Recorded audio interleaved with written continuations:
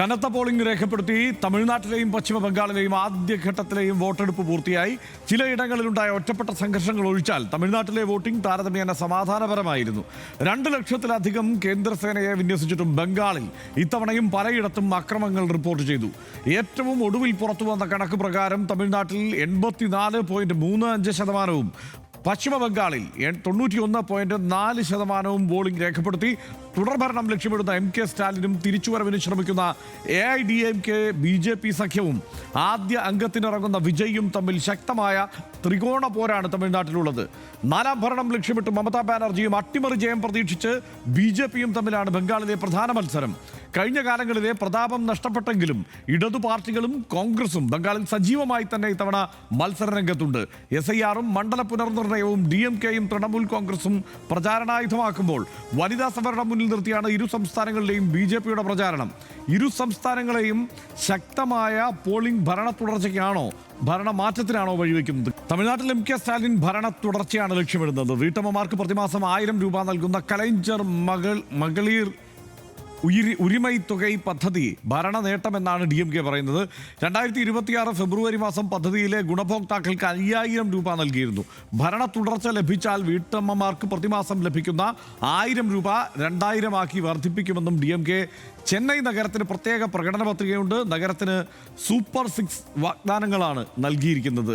അതേസമയം TVK ഇത്തവണ തമിഴ്നാട് പിടിക്കും എന്ന് പ്രഖ്യാപിച്ചിരിക്കുന്നു. യുവാക്കളുടെയും കന്നി വോട്ടർമാരുടെയും പിന്തുണ ലഭിക്കുമെന്നാണ് TVKയുടെ വിശ്വാസം. ദ്രാവിഡ പാർട്ടികളുടെ ക്ഷേമ പദ്ധതി പോലെ വമ്പൻ വാഗ്ദാനങ്ങൾ പ്രഖ്യാപിച്ചിരിക്കുകയാണ് വിജയും. 60 വയസ്സിന് താഴെയുള്ള സ്ത്രീകൾക്ക് പ്രതിമാസം 2500 രൂപ നൽകുമെന്നാണ് TVKയുടെ വാഗ്ദാനം. വിജയുടെ പാർട്ടി 20% മുതൽ 30% വരെ വോട്ട് വിഹിതം നേടാനുള്ള സാധ്യതയുണ്ടെന്ന് പല പ്രവചനങ്ങളും വരുന്നു. ഭരണമാറ്റത്തിനാണ് AIDMK BJP സഖ്യം ലക്ഷ്യമിടുന്നത്. ഓരോ കുടുംബത്തിനും 10000 രൂപയുടെ ഒറ്റത്തവണ സഹായം പ്രകടന പത്രികയിലുണ്ട്. എല്ലാ സ്ത്രീകൾക്കും പ്രതിമാസം 2000 രൂപ നൽകുമെന്നും വാഗ്ദാനമുണ്ട്. DMK ഭരണത്തിന് കീഴിൽ തമിഴ്നാട്ടിലെ ക്രമസമാധാനം തകർന്നു എന്നുമാണ് BJP പറയുന്നത്. സ്ത്രീകൾക്കും സാധാരണക്കാർക്കും ക്ഷേമ പദ്ധതികൾ വാഗ്ദാനം ചെയ്തിട്ടുണ്ട് BJP. 4ാം ഭരണത്തിനാണ് പശ്ചിമ ബംഗാളിൽ മമതാ ബാനർജി ലക്ഷ്യമിടുന്നത്. SIRനെതിരെ മുന്നിൽ നിന്ന് പോരാടിയത് ഫലം ചെയ്യും എന്ന് തൃണമൂലിൻ്റെ പ്രതീക്ഷയുണ്ട്.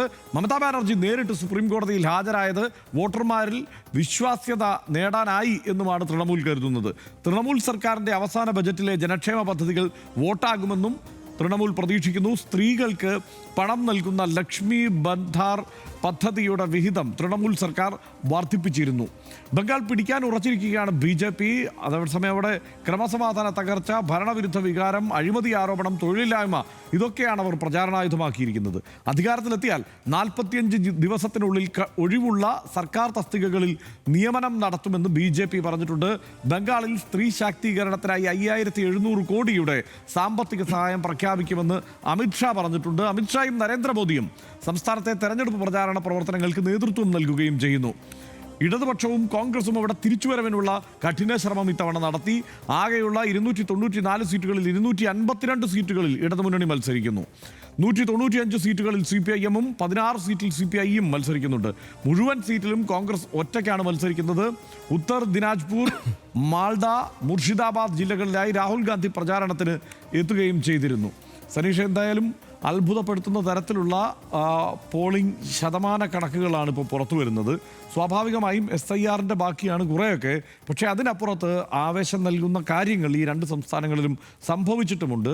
ഒരു ഘട്ടം കൂടി പശ്ചിമ ബംഗാളിൽ നടക്കാനുണ്ട്. പക്ഷേ തമിഴ്നാട് ആദ്യഘട്ടത്തിൽ തന്നെ അവസാനിക്കുകയും ചെയ്തിരിക്കുന്നു. എന്താ തോന്നുന്നത്? നിശ്ചയമായിട്ടും ഹർഷൻ പറഞ്ഞതുപോലെ ഈ SIRൻ്റെ ഒരു പൂർണ്ണമായിട്ട് ഒരു അത്യാവശ്യം ആളുകളൊക്കെ ഒഴിവാക്കിയിട്ട് ഉള്ള ആളുകൾ മാത്രമുള്ള ഒരു വോട്ടർ പട്ടിക ആയതുകൊണ്ട് നമ്മൾ കേരളത്തിൽ നിന്ന് കണ്ടതുപോലെ തന്നെ വലിയ വോട്ടർ ശതമാനം ഉയർന്നു എന്ന കാര്യത്തിൽ വലിയ ഒരു അത്ഭുതത്തിന് അവകാശമില്ല. പക്ഷേ അപ്പോഴും ഈ SIR മാത്രമല്ല 2 സംസ്ഥാനങ്ങളിലും അതിശക്തമായിട്ടൊരു തെരഞ്ഞെടുപ്പ് പോരാട്ടമാണ് നടന്നത് എന്നതുകൊണ്ടുകൂടെയാണ് അങ്ങനെ വോട്ടിംഗ് ശതമാനം ഉയർന്നിരിക്കുന്നത് എന്ന കാര്യത്തിൽ യാതൊരു സംശയവുമില്ല.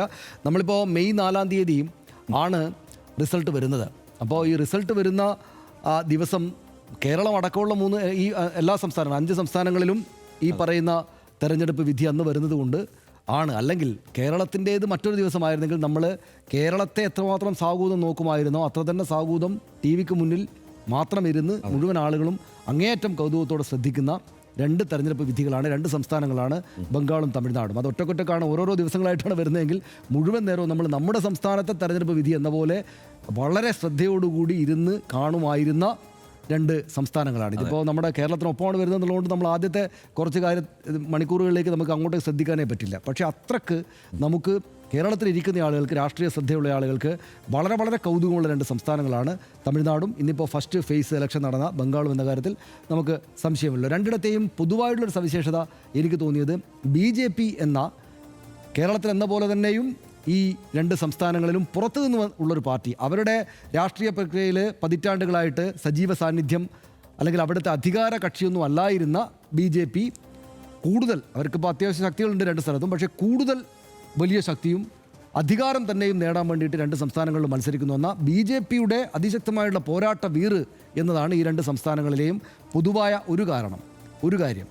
അതോടൊപ്പം തന്നെ എന്നാൽ BJPയെ എതിർക്കുന്ന ഞങ്ങളുടെ സംസ്ഥാനത്തിനകത്ത് ഞങ്ങൾ രണ്ടുപേരുമാണ് മത്സരം എന്ന നിലക്ക് ഈ തമിഴ്നാട്ടിൽ പ്രത്യേകിച്ചും ബംഗാളിൽ മമതാ ബാനർജി അവരുടെ അധികാരം ഉറപ്പിക്കാൻ വേണ്ടി ശ്രമിക്കുകയാണ്. ഇത് നമുക്ക് എല്ലാവർക്കും അറിയാവുന്നതുപോലെ തമിഴ്നാട്ടിലെ ഏറ്റവും പ്രധാനപ്പെട്ട കാര്യങ്ങളിലൊന്ന് TVK എന്ത് ചെയ്യും എന്നതാണ്.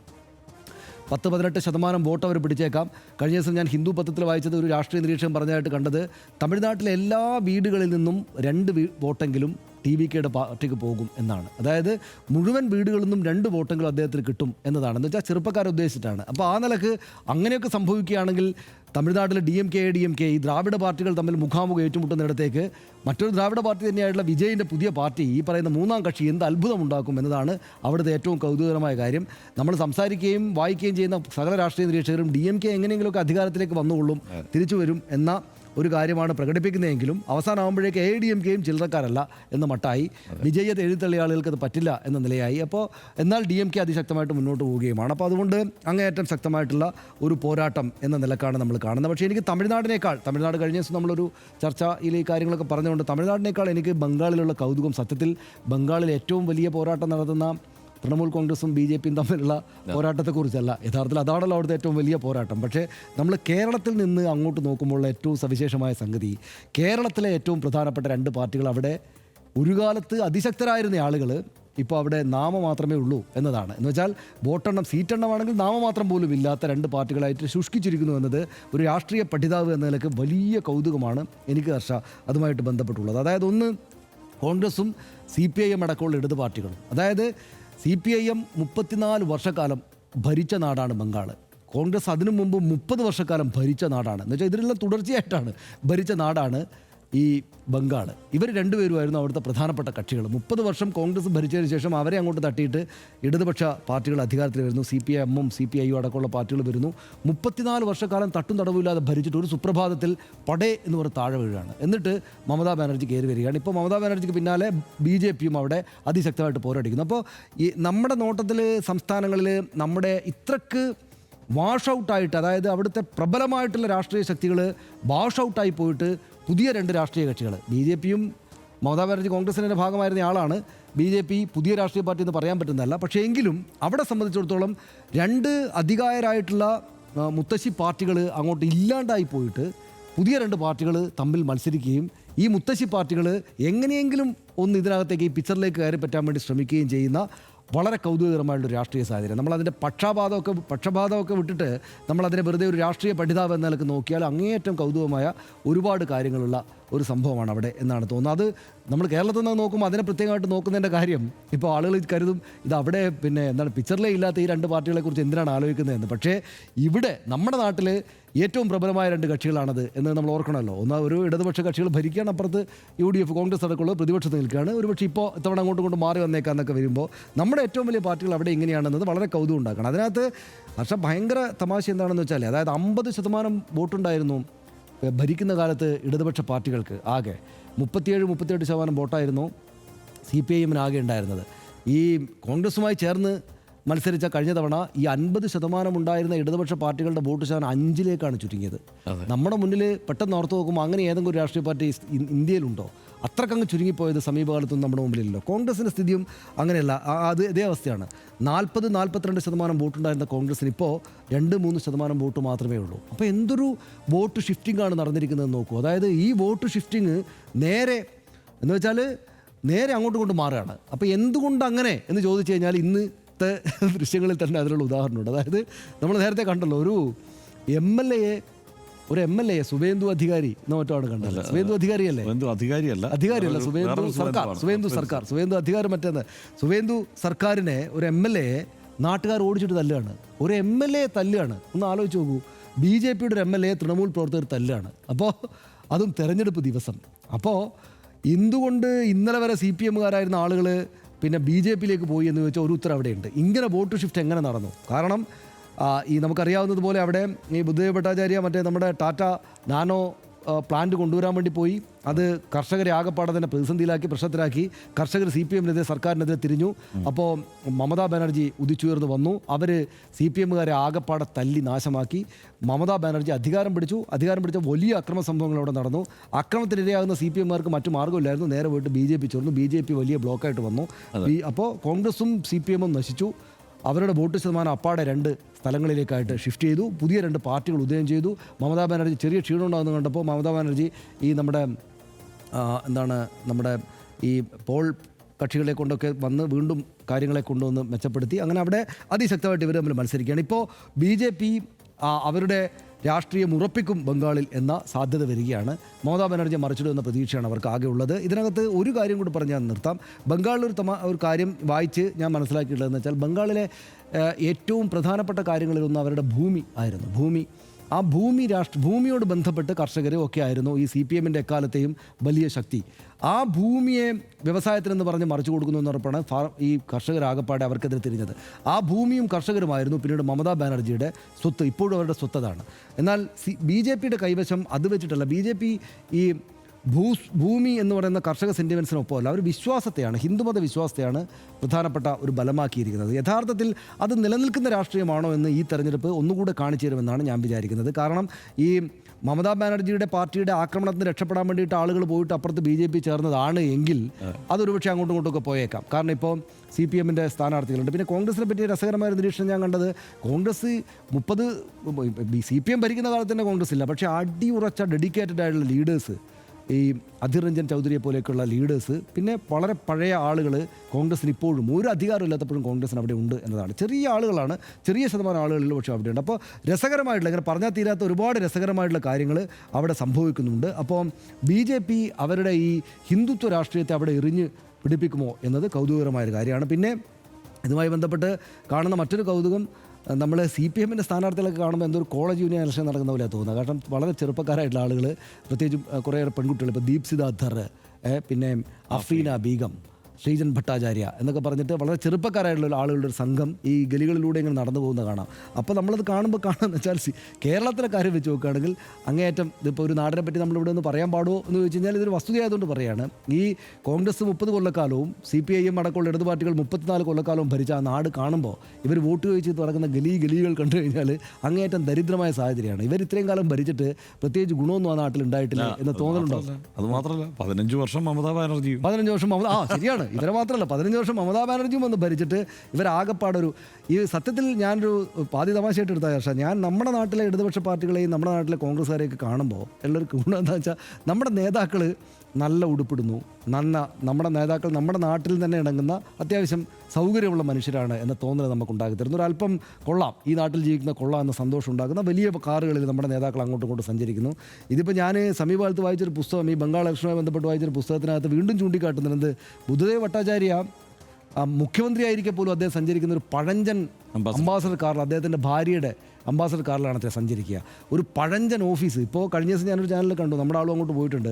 അവിടെ ആ സംസ്ഥാന കമ്മിറ്റി ഓഫീസ് CPM-ൻ്റെ കണ്ടാൽ സഹിക്കില്ല. അമ്മാതിരി ഒരു ഭാർഗവി നില. അവിടെയാണ് വിമൻ ബോസ് താമസിക്കുന്നത്. അപ്പോൾ ഈ ദാരിദ്ര്യത്തെ ഇങ്ങനെ ആഘോഷിക്കുന്നതിന് പകരം മനുഷ്യർക്ക് സന്തോഷകരമായിട്ടുള്ള ഒരു ജീവിതം ഉണ്ടാക്കി കൊടുക്കുകയും ആ ജീവിതത്തിൻ്റെ പങ്ക് പറ്റിയിട്ട് നേതാക്കളും കുറച്ച് കൊള്ളാവുന്ന വാഹനങ്ങളിൽ സഞ്ചരിക്കുകയും നല്ല വസ്ത്രങ്ങൾ അണിയുകയും നേതാക്കളെ കാണുമ്പോഴും നമ്മൾ കൊള്ളാമല്ലോ എന്നൊരു തോന്നൽ പ്രജകളല്ല, അത് സുരേഷ് ഗോപി നാക്കരെയാണ്, പിന്നെ ജനങ്ങൾക്കുണ്ടാക്കുകയൊക്കെ ചെയ്യുന്ന ഒരു സാഹചര്യം ഉണ്ടായിരുന്നെങ്കിൽ ഇത് ബംഗാൾ ഈ നിലക്കാവുമായിരുന്നില്ല.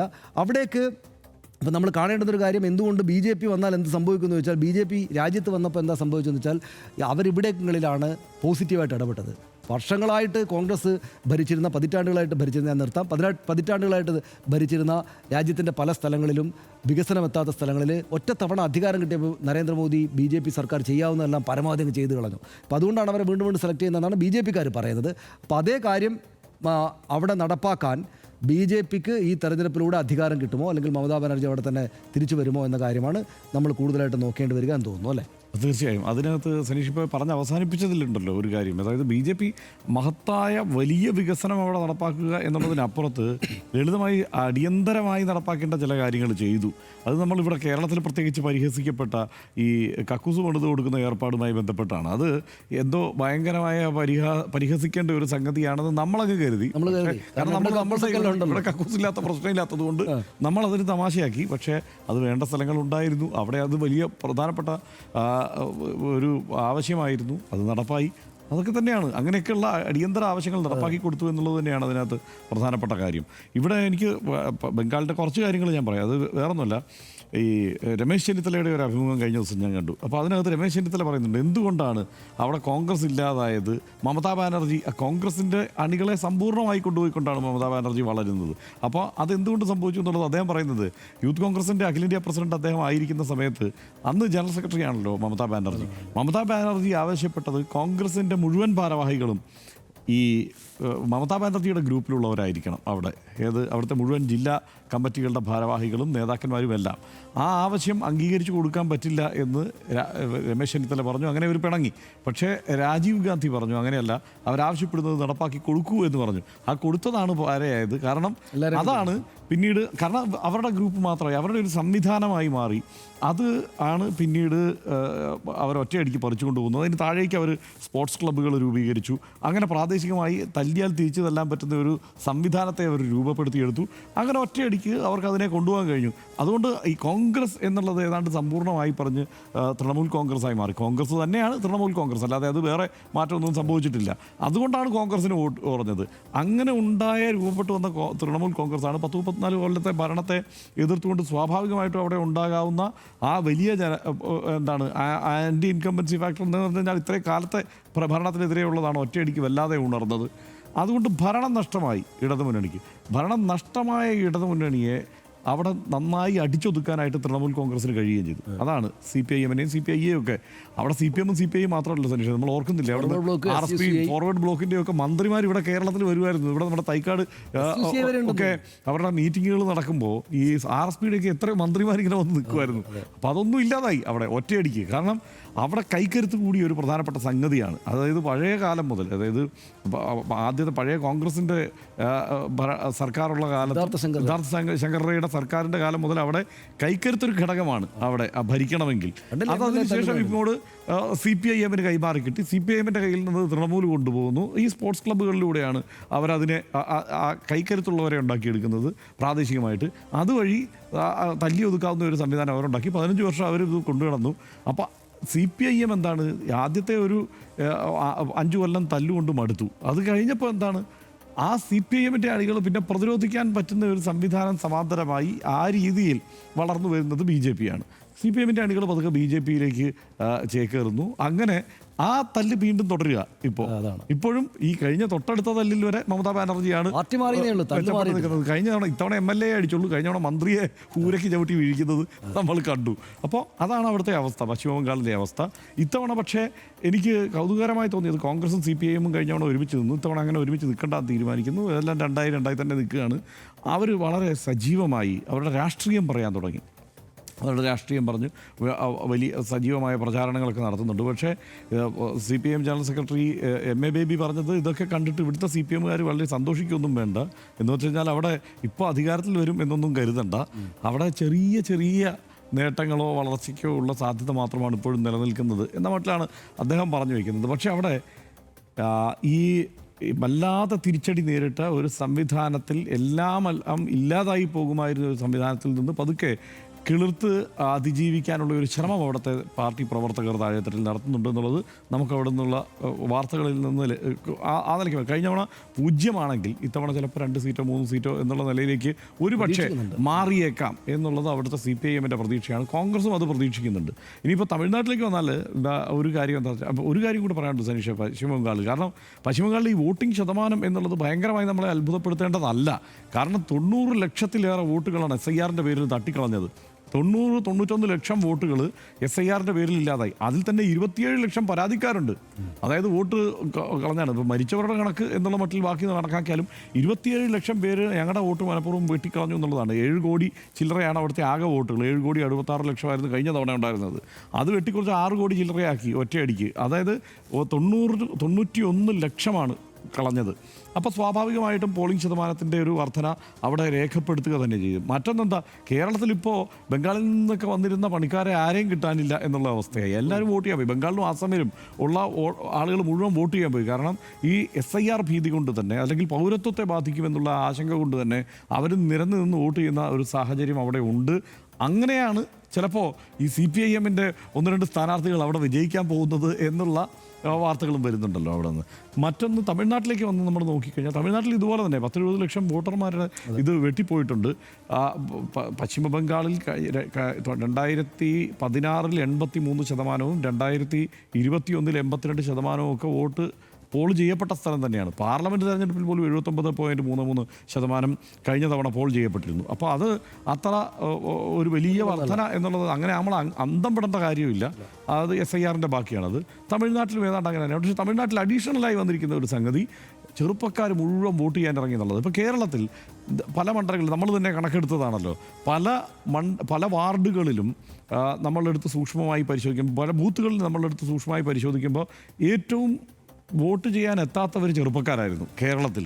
പക്ഷേ തമിഴ്നാട്ടിൽ അതല്ല സ്ഥിതി. തമിഴ്നാട്ടിലെ ചെറുപ്പക്കാർ മുഴുവൻ വോട്ട് ചെയ്യാൻ ഇത്തവണ തീരുമാനിച്ചു. ഒന്ന്, വിജയുടെ പ്രസൻസ്, അതിൻ്റെ തുടർച്ചയായി ഉണ്ടായ പ്രചാരണത്തിലെ ഒരു ഉണർവ്, ഇതെല്ലാം കൊണ്ട് അവിടെ ചെറുപ്പക്കാർ നന്നായി വന്ന് വോട്ട് ചെയ്യുന്നുണ്ട് എന്നുള്ളതാണ്. ആ TVK ഒരുപക്ഷെ അത്ഭുതങ്ങൾ അവിടെ കാട്ടിയേക്കാം. അത് അധികാരത്തിൽ വരുമെന്നുള്ളതല്ല, കനത്ത ഒരു പങ്ക് അത് TVK കൊണ്ടുപോകും.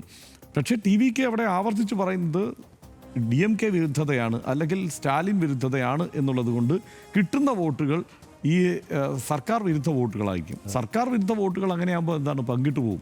അവിടെ അപ്പുറത്ത് 3 പങ്കിടും. കാരണം സീമാൻ്റെ പാർട്ടി അവിടെ മത്സരിക്കും. സീമാൻ ഇത്തവണ ഗണ്യമായി അവരുടെ വോട്ട് ശതമാനം കുറയാനാണ് സാധ്യത. 10% മേൽ വോട്ട് കിട്ടിക്കൊണ്ടിരുന്ന പാർട്ടിയാണ് നാം തമിഴർ. അതിൻ്റെ വോട്ട് കുറയാനാണ് സാധ്യത. കാരണം ആ വോട്ടുകൾ കൂടി TVK-യിലേക്ക് വലിയൊരു ശതമാനം ഒഴുകും. അപ്പുറത്ത് AIADMK-യുടെ വോട്ടുകളും ഈ സർക്കാർ വിരുദ്ധ വോട്ടുകളാണല്ലോ, അവരും ലക്ഷ്യമിടുന്നത് അതാണ്. ആ വോട്ടുകളിൽ നിന്നും ഒരു ചെറിയ ഇടിവുണ്ടാവാനുള്ള സാധ്യതയുണ്ട്. അങ്ങനെയാണെങ്കിൽ DMK-ക്ക് ഒരു സാധ്യത എന്നാണ് ഈ നിരീക്ഷകരെല്ലാവരും പറയുന്നത്. പക്ഷേ മറ്റൊരു സാധ്യത കൂടി നിലനിൽക്കുകയാണ്. ഈ TVK പിടിക്കുന്നത് DMK വോട്ടുകളാണെങ്കിൽ അപ്പുറത്ത് AIADMK BJP സഖ്യത്തിന് ഒരു സാധ്യത നിലനിൽക്കുന്നു എന്നുള്ള വിലയിരുത്തലും വരുന്നുണ്ട്. എന്തായാലും വളരെ നിർണായക ശക്തിയായി TVK ഈ തെരഞ്ഞെടുപ്പിൽ മാറും. പക്ഷേ അത് നിലനിർത്തിക്കൊണ്ടു പോകാനുള്ള ശേഷി വിജയ് കാണിക്കുമോ, TVK കാണിക്കുമോ എന്നുള്ളിടത്താണ് ഏറ്റവും നമ്മൾ ശ്രദ്ധിക്കേണ്ടത്. അത് നിലനിർത്തിക്കൊണ്ടുപോയാൽ അടുത്ത തെരഞ്ഞെടുപ്പിൽ 2031 ആകുമ്പോഴേക്ക് വിജയ്ക്ക് അവിടെ മുഖ്യമന്ത്രി സ്ഥാനത്തേക്ക് മത്സരിക്കുന്നയാളാണ് താനെന്ന് ആത്മവിശ്വാസത്തോടെ പറയാൻ കഴിയും. അതിന് മുമ്പ് അത് അവസാനിപ്പിക്കുകയാണെങ്കിൽ അതിനുള്ള സാധ്യത തൽക്കാലം ഒട്ടില്ല താനും. ഇപ്പോൾ എന്തായാലും ഈ സാധാരണ സിനിമാക്കാരൊക്കെ അവരുടെ വേഷത്തിലുമൊക്കെ കൃത്യമായ സൂചന, ഞങ്ങൾ വിജയ്ക്കൊപ്പം ഉണ്ട് എന്നുള്ള സൂചന കൊടുത്തുകൊണ്ട് തന്നെ രംഗത്ത് വരുന്ന കാഴ്ചയൊക്കെ നമ്മൾ കണ്ടു. അത് ഈ ചെറുപ്പക്കാർക്ക് വലിയ ഉണർവ് കൊടുത്തിട്ടുണ്ട്, സംഘർഷം ഉണ്ടാക്കുന്നുണ്ട്. ചെറുപ്പക്കാരെ വോട്ട് ചെയ്യുന്നതിൽ നിന്ന് DMK പ്രവർത്തകർ തടയുന്നു എന്നുള്ള ആരോപണം ഉയർന്നിട്ടുണ്ട്. കാത്തിരുന്ന് കാണാം. ഇപ്പോൾ നമ്മുടെ 2 പ്രധാനപ്പെട്ട ആളുകൾ അവിടെ തമിഴ്നാട്ടിൽ വോട്ട് ചെയ്തായിട്ട് കണ്ടു കേട്ടോ, സിനിമയെന്ന്. ദുൽഖർ സൽമാനും ഒന്ന് KS ചിത്രയും. കീർത്തി സുരേഷ് വോട്ട് ചെയ്തിട്ടുണ്ട്. മലയാളി ഐക്കൺസ് ഒക്കെ അവിടെ വോട്ടുണ്ട്. ഭരണ തുടർച്ച ലക്ഷ്യമിടുന്ന മമതയും ഏത് വിധേനയും അധികാരത്തിലെത്താൻ പണിപ്പെടുന്ന BJP-യും തമ്മിലാണ് ബംഗാളിലെ പ്രധാന മത്സരം. നഷ്ടപ്പെട്ട പ്രതാപം തിരിച്ചുപിടിക്കാൻ കോൺഗ്രസും ഇടതുപക്ഷവും മത്സരരംഗത്ത് സജീവമാണ്. ഇതിനിടെ SIR നടപടികളുടെ ഭാഗമായുള്ള വ്യാപകമായ പേരുവെട്ടലുകൾ തെരഞ്ഞെടുപ്പിനെ എങ്ങനെ ബാധിക്കുമെന്നതും ബംഗാളിൽ നിർണായകമാണ്. തൃണമൂലിനൊപ്പം നിന്നിരുന്ന മുസ്ലിം ദളിത് വോട്ടുകളാണ് SIR-ൽ പുറത്താക്കപ്പെട്ടവരിലേറെ എന്നതും മമതയുടെ നെഞ്ചിടിപ്പ് കൂട്ടിയിട്ടുണ്ട്. തമിഴ്നാട് തമിഴ്നാട്ടിലും പതിവ് പോലെ തന്നെ ദ്രാവിഡ പാർട്ടികൾ തമ്മിലാണ് പ്രധാന മത്സരം. എന്നാൽ ഒരു പുത്തൻ താരോദയമായി നടൻ വിജയ് കൂടി കളം പിടിച്ചതോടെ ഇത്തവണ പോര് കടുക്കും എന്നുറപ്പാണ്. അതേസമയം കഴിഞ്ഞ 5 വർഷത്തെ ഭരണ മികവിനോടൊപ്പം കേന്ദ്ര സർക്കാർ നയങ്ങളെ ശക്തമായി എതിർത്ത സർക്കാർ എന്ന നിലയിലാണ് സ്റ്റാലിൻ തെരഞ്ഞെടുപ്പിനെ നേരിട്ടത്. സൂപ്പർ താര പദവിയോടെയുള്ള തമിഴ് ജനതയുടെ വൈകാരിക ബന്ധം വോട്ടാകുമെന്ന പ്രതീക്ഷയിലാണ് വിജയ്. പാർട്ടിയിലെ ആഭ്യന്തര പ്രശ്നങ്ങൾക്ക് ഏറെക്കുറെ പരിഹാരമായതോടെ ഇത്തവണ അധികാരത്തിലേക്ക് തിരിച്ചെത്താനാകുമെന്നാണ് അണ്ണാ DMK BJP സഖ്യം പ്രതീക്ഷിക്കുന്നത്.